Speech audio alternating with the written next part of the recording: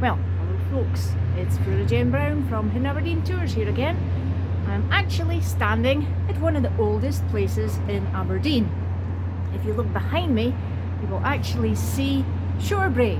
Now Brae goes down from Ship Row, and Ship Row was first mentioned in 1270 AD, so that makes it at least 800 years old.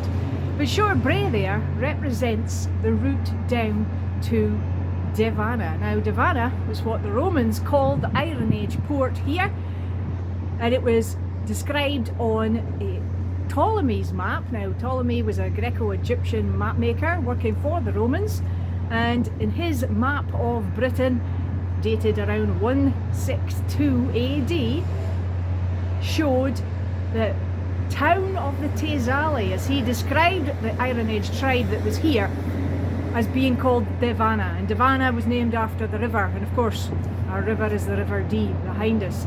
So that means that Brae is about 2,000 years old plus. So that's pretty good for a cobbled lane down to Aberdeen Harbour. Now I'm going to show you a lost bit of Aberdeen. Where I'm standing right now is in a lane next to the old Trinity Church, which stood down by the Ship Row, down by the harbour, and it's now part of Aberdeen's Maritime Museum. But the little stairway you can see beside me actually represents the gradient up the old St Catherine's Hill. Now St Catherine's Hill appears on one of Aberdeen's oldest maps from 1661 by Parson James Gordon of Rothiemay. His father was Robert Gordon of Straloch. Both of them were famous map makers, and it shows the hill as a major part on the western side of the old Royal Borough of Aberdeen.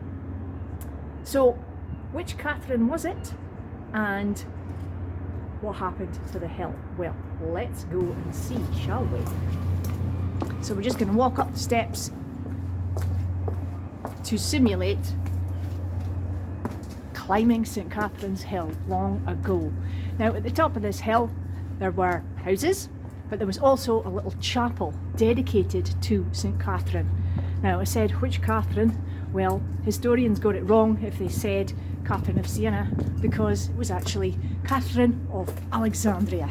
Alexandria in Egypt. And I'm going to tell you Catherine's story in a moment. But where we are now is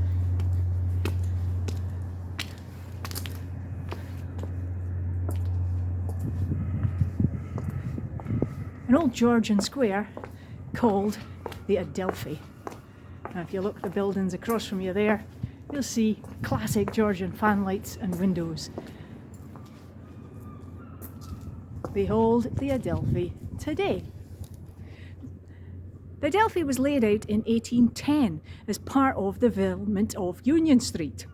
Now Union Street basically obliterated the centre of the old medieval borough, and what they did, they actually cut about 15 feet off the top of this hill to accommodate the structure for the new roadway, which you can just see right down the bottom there in that archway. Catherine of Alexandria was a Christian convert in the early church, maybe 1st, 2nd, 3rd century AD.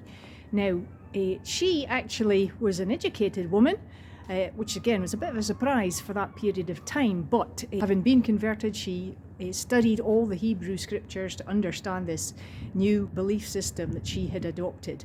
And she realised that the leader at the time, the particular Caesar, was treating his own people abominably, as well as anybody that wasn't Roman. So she decided to challenge him. And he had her arrested for obviously seditious talk about him, and questioned her, and found that she was extremely intelligent. Indeed, all the people in his court, his clever, supposedly educated men, found that Catherine could give an answer for every one of their questions to her Christian beliefs. And when she wouldn't recant, the Caesar actually said, well, I'll take you as my wife then, because you're so intelligent, you'd be an impressive wife to have. But of course, Caesar was already married.